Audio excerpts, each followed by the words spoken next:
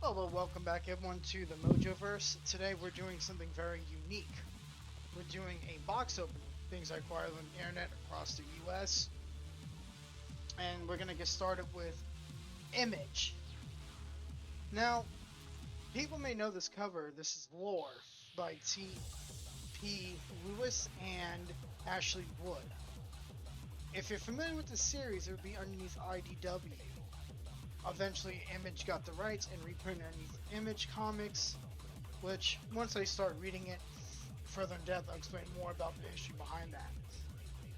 I just want to point out the unique art style. This reminds me of Sandman, especially with the character designs and everything. Straight Sandman covers. Plus, it shows a lot of dialogue, so it's like a little novella mixed with a comic book. Very unique. Love the art style. Gorgeous cover.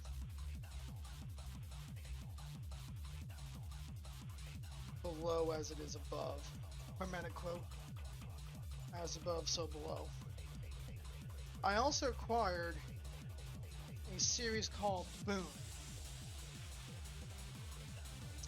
Boom is a comic book company just like Mirage, DC, Chaos, etc. And this is Alice Never After. If you ever read Lewis and Carroll, Alice in Wonderland, I recommend it. It's like one of the best books ever made. And the artwork is beautiful. Alice next to the key with the soldiers, Cheshire Cat, the White Rabbit, the mushroom saying "Eat me" with this balling mushroom frog creature. I want to say it looks like the Queen of Hearts, but I'm not entirely sure. Twiddledee, Twiddledum, not sure which is which. The artwork is just breathtaking. I think this is a variant cover, but I'm not entirely sure. I like the hair flow, kind of like a psychedelic look, almost. Like she's like high on mushrooms. Alice in a keyhole. This reminds me of Kingdom Hearts, which I really appreciate. And then I also acquired, these ignore these two piles. They're kind of there for show and things I've just been currently reading. And then I have this. One, Jeff Johns, fantastic comic book writer. Can't get enough of his work. Gary Frank, Brad Anderson, Rob Lai. Gorgeous artwork.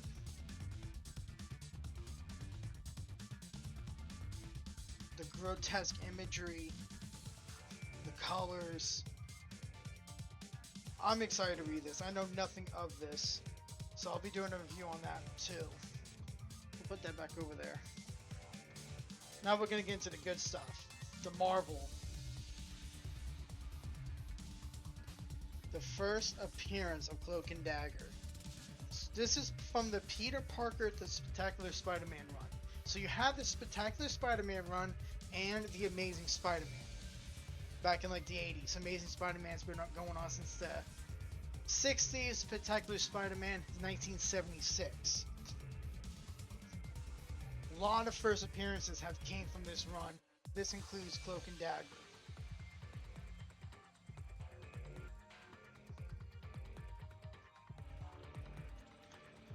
Just gonna grab these.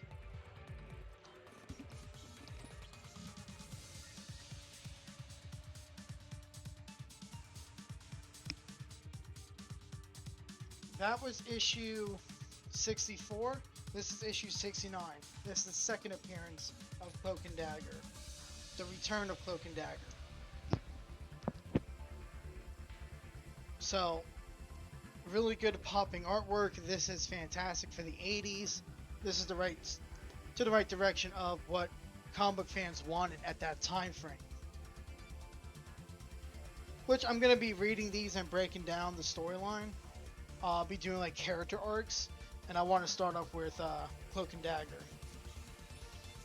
Black Suit Spider-Man. So this is before Venom's existence. This is Spectacular Spider-Man 94, the fourth appearance of Spider-Man. I'm sorry, Cloak and Dagger in the Spider-Man comics. Issue 95, Black Cat. I'm not sure who this is. I think this is Silvermane. Yeah, that is Silvermane. Black Cat, the Kingpin, the Answer, Cloak and Dagger, Silvermane. This is the Answer. An underrated comic book villain. Not sure what happened to him. I practically bought like everything from the 80s of Cloak and Dagger. This is the first series of Cloak and Dagger, so this is her solo, well, their solo run. A 4-part series. Again, fantastic art.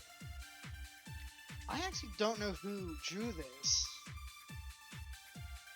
This is 1983. So I never really got into Cloak and Dagger, but never really read any of the comics. And I really wanted to read these, so I got my hands on them. Just showing off more of the beautiful covers.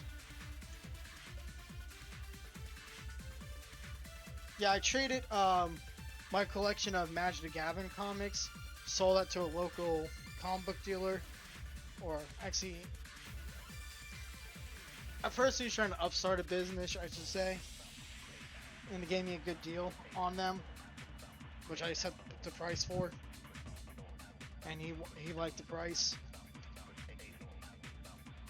Which, if you have Magic the Gathering comic books, you should take a look at the Acclaim. Either build your own series of them or just sell them.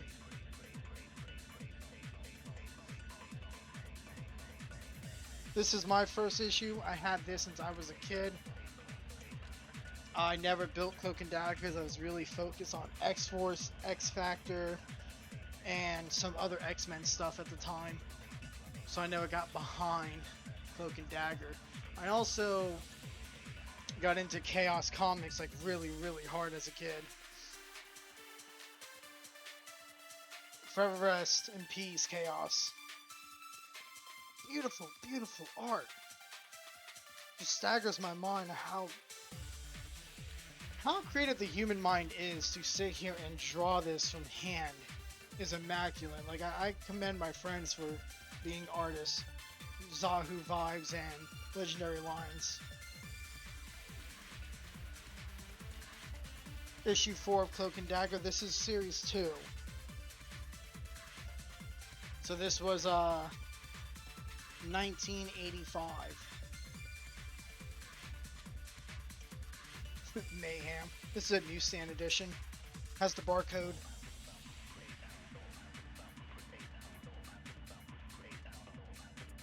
The artwork is something else. I like the 80s art, 80s and 90s. Two very distinctive art styles, but I respect both of them.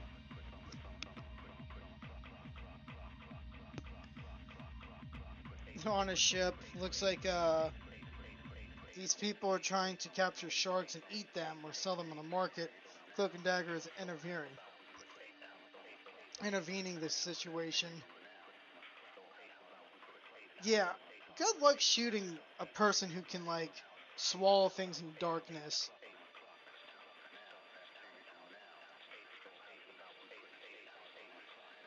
This is like an anniversary issue, so in 1985, like an anniversary of Marvel, everyone was doing this for like X-Men, X-Factor, New Mutants, and yeah, X-Men, Uncanny X-Men specifically, X-Force and Jim Lee X-Men didn't happen until the 90s. So they just show like all the characters from their franchise on the side. The 25th anniversary. I love collecting them. Cloak and Dagger versus Doom. always a powerful image when you have Doom involved. And then this is the final issue for Series 2. Very clean bag and board. So, I am going to get into this a little more deeper on my breakdown on a trade paperback, because I'm a little annoyed by it, because I had to go out and buy these 2 issues, which wasn't a big deal. I already owned the other 4 as the individual comics, but buying a Epic Collection, I kind of expected being fully complete, but I'll explain more about that later. You'll never see these anymore. This is Fatal Attraction Part 5, which I have the other parts here. There's a 3D card. I'm actually going to take one of my open ones out. This is Wolverine's Fatal Attraction, which I'm going to break down that storyline once I get to that point in X-Force, which will be happening soon. Just to show what this looks like. Back in like the 90s, when you collected flares, tops, upper deck, etc. of the cardboard industry for sports cards or comic cards, anything of that nature, sometimes you got these really unique ones where it would be a 3D holoprint, which you can kind of see it moving. It's a lot better in person, but it's literally a holograph. It's really cool. It like moves and stuff. It's really neat. I love them. Fatal Attraction is probably one of this is my top 10 favorite storylines. People didn't like it. There's massive controversy behind it, which I'll get more into it later on. Now this is a comical purchase because I own everything from, well, I thought I did until now, Operation Zero Tolerance. That is a very unique storyline, and it's probably my second favorite comic book storyline or saga in the Marvel Universe. Operation Zero Tolerance goes crazy. It is a mixture of comic book series from X-Force, X-Factor, Uncanny X-Men, X-Men, Spider-Man, Generation X, X-Man, which we'll get to who this character is later in my X-Force videos. I kind of had the flu the past week, which I have in one of my piles over here to do my next run of X-Force, which is issue 8 through 10. And we'll break that down later on this week. But this is a tie-in issue of Operation Zero Tolerance, and this is my last issue I'm missing.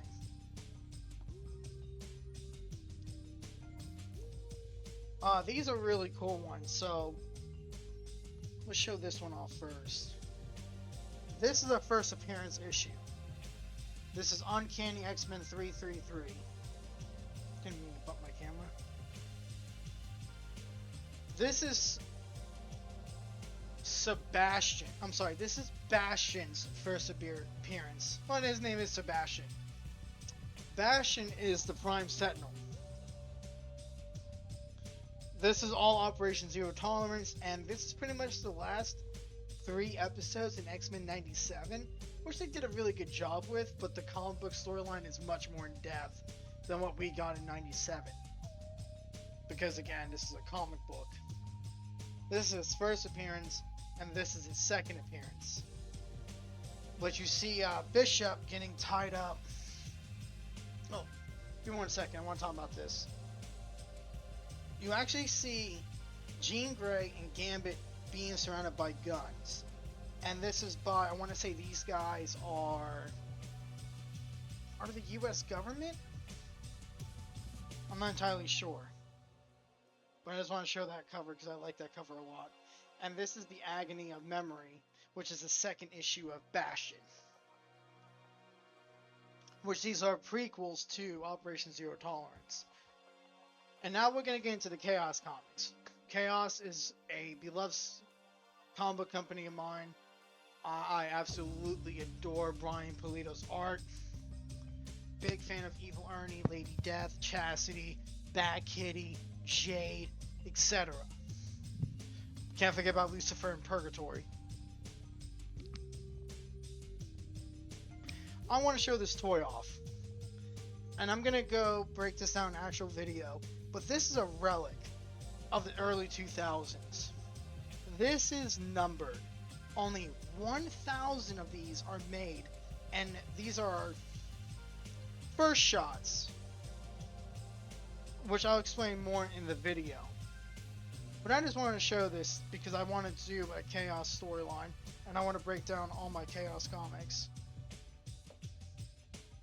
And now we're on the last part of the box opening. This is Evil Ernie. Over the top horror sci-fi fiction. And it is amazing art. This is Deprived. I don't think this is Brian Pulido specifically. But this is when Brian Pulido had an iron grip on everything Chaos. He has a flag that says Psychotic. Psychotic something, there's a word right here.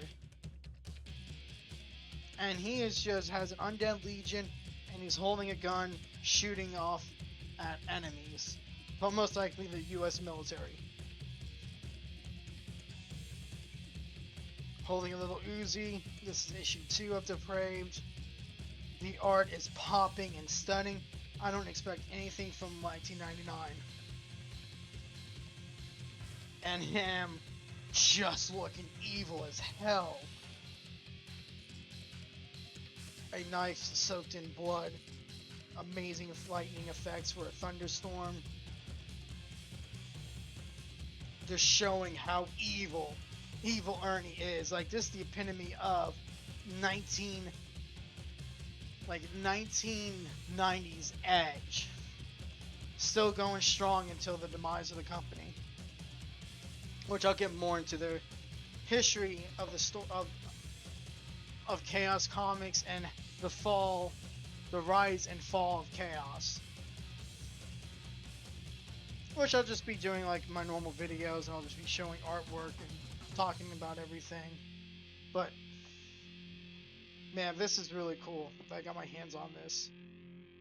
Dark Alliance toy line. I really want to break this down one of these days. But anyways, thank you all for joining. I just want to show you what I'll be doing in the future. I will be continuing my X-Force run, and I'll be working on Cloak and Dagger. I'll be breaking down everything from the 80s of Cloak and Dagger, possibly 90s. There is like a small run I'm missing of like Marvel Presents Cloak and Dagger / Doctor Strange, which if you know how comic books are, you have your normal pages you flip like this, but once you get to like the Doctor Strange part, you flip it and you read it backwards, upside down. It's different.